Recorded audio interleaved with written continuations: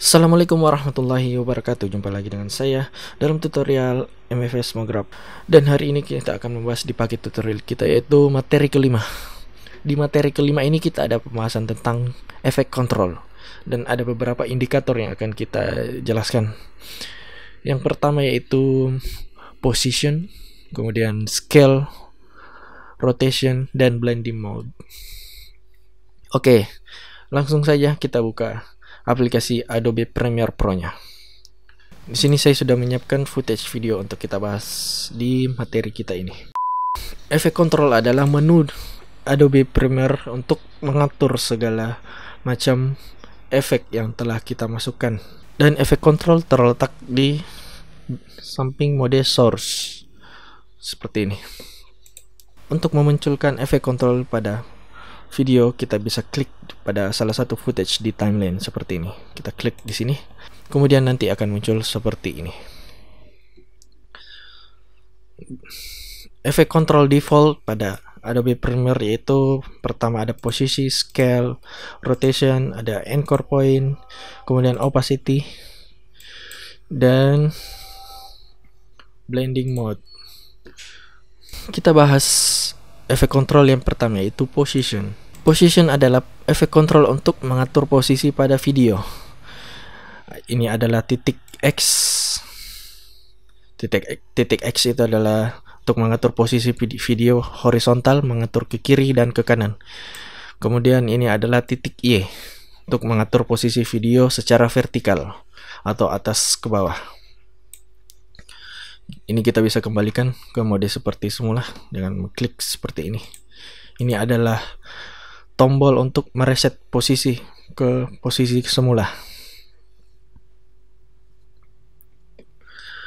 Kemudian yang kedua adalah scale.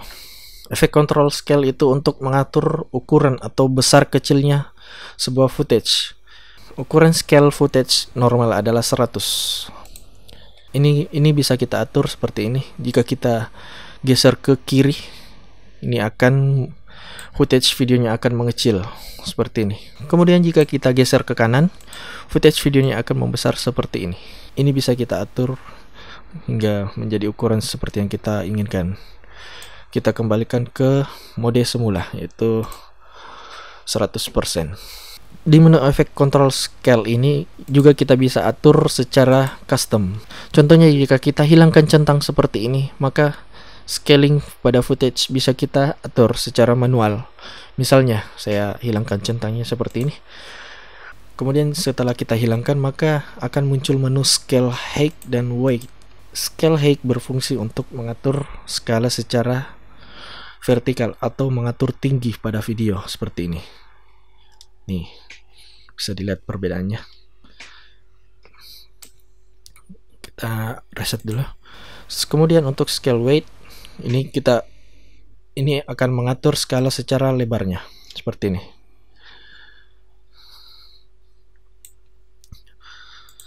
Teman-teman mungkin sudah bisa mengetahui perbedaannya. Jika kita aktifkan centangnya ini, maka akan di skala secara proporsional seperti ini. Oke, selanjutnya di efek control default ada yang namanya efek control rotation. Efek control rotation ini berfungsi untuk mengatur rotasi pada video atau footage kita. Misalnya seperti ini, jika kita geser ke kanan, maka akan merotasi seperti ini. Dan rotasinya bisa kita putar 360 derajat seperti ini. Rotasi ini jika sudah mencapai 360 derajat, maka muncul seperti ini. Artinya dia sudah berputar selama 1 kali 17 derajat. Ini bisa kita putar hingga beberapa kali sesuai dengan keinginan. Kita reset. Kemudian efek kontrol selanjutnya ada namanya anchor point. Anchor point ini berfungsi untuk mengatur poros pada video seperti ini. Jika kita geser seperti ini, kita perhatikan titik ini. Ini bisa kita geser secara default juga seperti ini. Kemudian efek kontrol selanjutnya itu opacity. Opacity ini berfungsi untuk mengatur transparansi video kita. Dan opacity atau transparansi default pada video kita itu 100%. Jika indikatornya menunjukkan 100%, artinya video kita tampak full atau tidak transparan. Dan jika kita kurangi opacity-nya seperti ini, maka akan menjadi transparan. Seperti ini.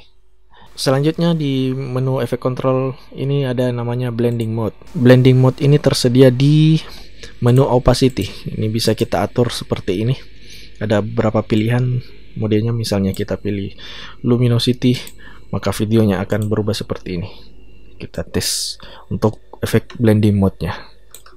Ini saya unlink dulu karena saya hanya membutuhkan videonya. Kita timpa video track 1 dan kita masukkan video di track 2. Kemudian kita atur di blending mode.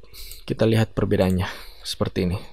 Kita pilih mode darken atau multiply, screen,